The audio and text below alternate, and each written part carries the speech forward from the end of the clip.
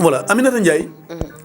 en wiye debbo kañum fof mana ko awra kono hande so tawi a ƴeewi rewɓe e worɓe fof so tawi manan ndendi ko wayno kew ko ɓuuri ko hewde jiyata rewɓe ɓe kañumen ɓuuri wasde ɓornade comci timmuɗi kala ɗo jiiɗa ko worɓe ne mbaɗi pantalon ngaji munen ene mbaɗi t-shirt aji munen walla ne mbaɗi simis aji munen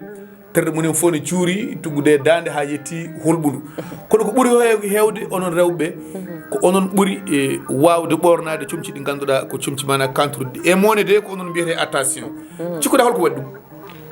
kawma ko jolo walla ko moddo walla ko holɗum kawma ɗen mbawi wiide ko jolo walla taw ko jamanu addiri noon joni mbiɗa sikki joni kala mo ɓornaki ɗiɗon comci tan wiyata ko yiyatake walla yiɗatake walla ko fewani no mbiɗa ni pantalon o ko hunde wonde feende ma wuddu yalta walla ma juppuji miniɗi ma enɗi jalta ma foof ɗum no eɗen gandi ko hunde kam nde fotani e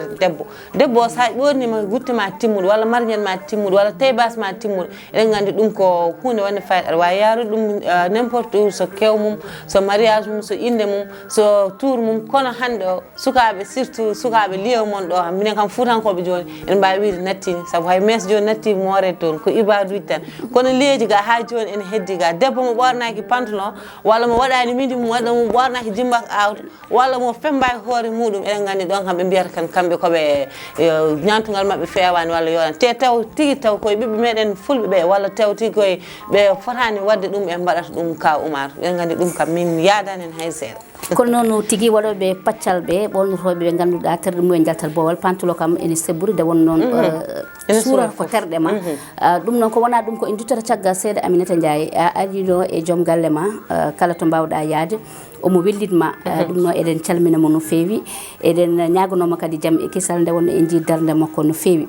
ko wona ɗum ko eɗen gandi ko galle gonɗa ko galle mawɗo gonɗa koye feccoraɓe ma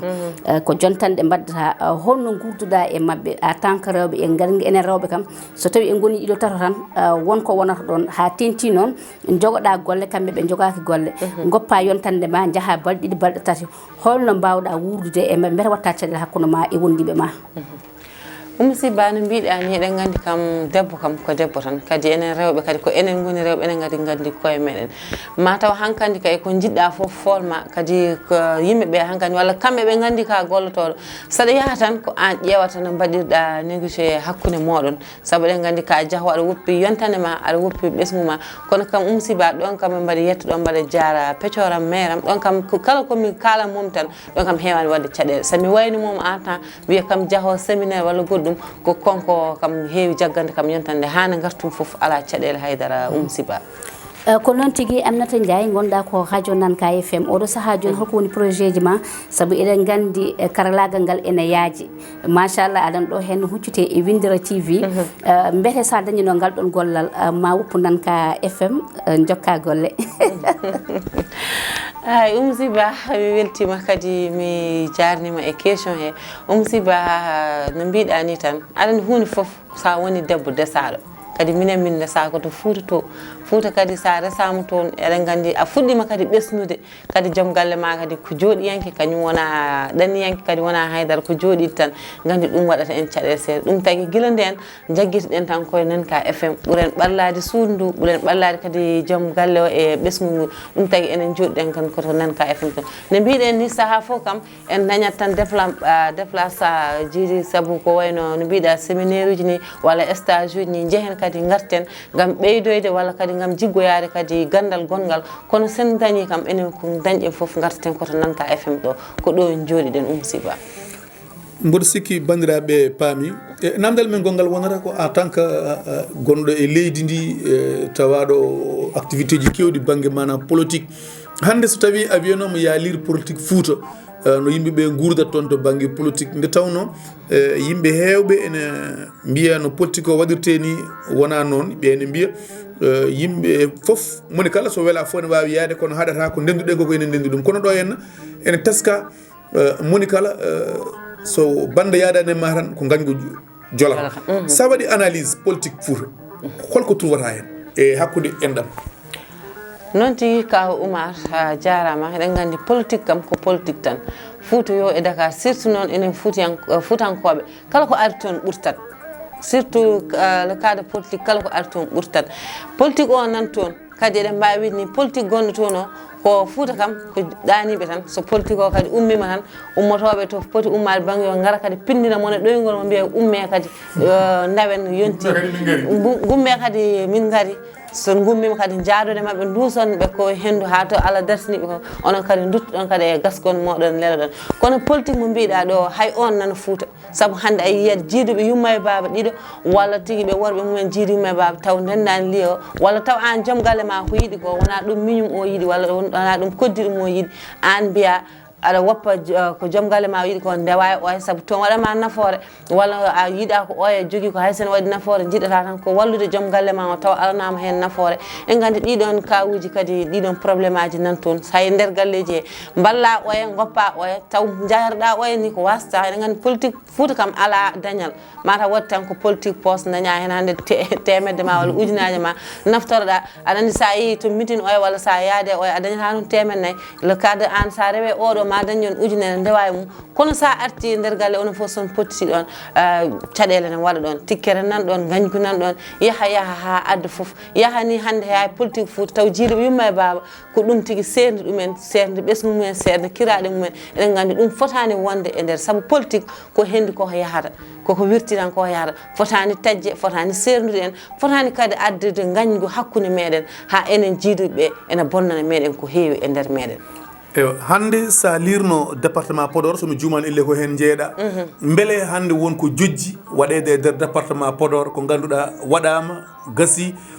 walla nena waɗe suwa gasde walla wonko jojji e waɗede département o mana taw waɗaka a jarama eɗen gandi sen garti en tant que ɓiɗɗo département de Podor mbaɗa wawi wiide wonko waɗa toon walla wonko fuɗɗi waɗede toon commune ji saabu machallah hande o ko wayno taliji ɗi kam min beltima hen no fewi no fewi no fewi hande département Podor fof hande aɗa wawi wiide laabi ɗi machallah peewi kadi hay ko ɓoyani ko eɗen gandi waɗama kadi taliji de noyete hayre law faade ranire en faade ko eɗen gandi ɓoyani ko ɗiɗon laabi foof pawama pose pierre kono ha joni eɗen mbawi wiide ene heddi saabu ene heddi koye wallude sukaɓeɓe ene gollori golle sukaɓe ɗe ha joni ena heddi no fewi no fewi no fewi ka Oumar saabu hande eɗen gandi cukalel kañum woni avenir kadi ko suka hande wontata janggo saabu eɗen gandi so mawɓeɓe goppi tan walla so nde dartima ko sukaɓeɓe poti heɓɓitade ko kamɓe les politiciens la walla kamɓe yahoɓe ɓe poti tigui ko fodde sukaɓeɓe e nder mabɓe kolla ɗum laabi ɗi kadi ɓe balla ɗum kadi ɓe kolla ɗumen walla ɓe balla ɗumen e liggueyaji pour en cas janggo soɓe jooɗima walla soɓe natti yeede taw ɓeɗon sukaɓe département Podor en mbawi heɓɓitade e gueɗe mabɓe ɗe ka Oumar nane mi nani mbiɗa elle yimɓeɓe hoɗaniɓe ɓe jooɗo ɓe lela toon ha police ɗi gara pindinaɓe biyaɓe gummeji hen ɓe jaada e ɓen so ɓen garti kadi ɓe lelto holko mbiyata ɗoygol mbawa mbi tan ko ɗoygol kewgol kam fotani wonde sabu ala woni ɗoygol ngol ka Oumar eɗen mbawi wiide politique Fouta so ari tan yimɓe foof gummoto kono so yeehi tan yimɓeɓe elle jeeta walla nanta so yeehi tan yimɓeɓe goppat saabu sa yimɓe tagui mi wi noon soɓe politique o sene ummo yimɓeɓe hewɓe ko hen hankkandi garata police ji tello e Fouta he ne jaadeɓe ne gardeɓe ne kaldeɓe ene jiide ene jewtudeɓe kono so politique o gasi yamaniɓe hen sahaji ɓe mbiya mamin mbaɗan mon ɗum walla mamin gaddan mon walla mamin pewnan mon ɗum ɓe kaala ha heewa naate e noppi mabɓe kono ko natete e noppi mabɓe ko elle so yawti tan kamɓe police ji ɓe mbaɗata ɗum noon ko ɗum woni ko mbiyamɓe koɓe ɗaniɓe toujours ɓen gara tan pindina joni akilla fot caggal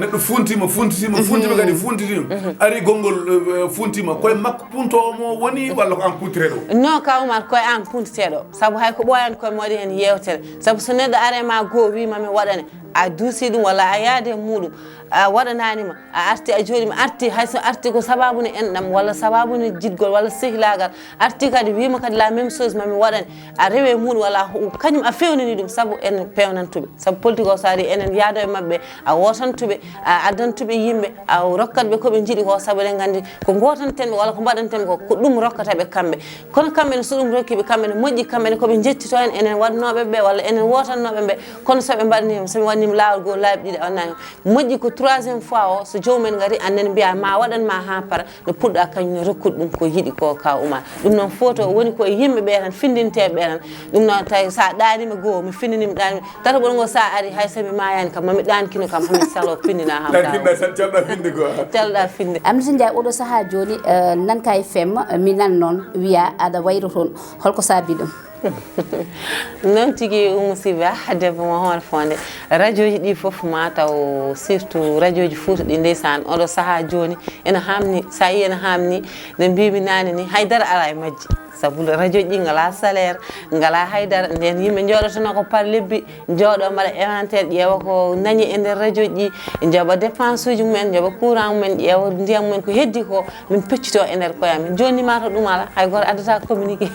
walla hay goto addata taggue mum walla hay goto addata publicité mum saabu guila WhatsApp uji ɗi ngari walla guila TikTok aji joni ka Oumar wina guila TikTok aji ɗi ngari hunde foof jomum waɗa koye nder TikTok he ɗum noon sa hande o saabi musiba mbaɗɗe o wayruto kono aɗa jogui projet goɗɗo nde wonnoon debbo jooɗa tan kadi haydara waɗani kadi sututto men to hen nangtuɗa koye radio Nanka FM joni noon waɗa saaha jaaha saaha jooɗoɗa sababu no hoɗum yaade kadi artu e junggo ɓolkal ko hunde nde ganduɗa hoore ma ko hunde hamdi no fewi kadi galle moɗo saɗa yahat arta wiyete tan kaɗa daña hay sa dañata toon hay kadi min fof ko wedde jooɗɗa kam pota e yimɓe galle ɓe walla kam ha yimɓeɓe kam ganda kam mataw ko jarata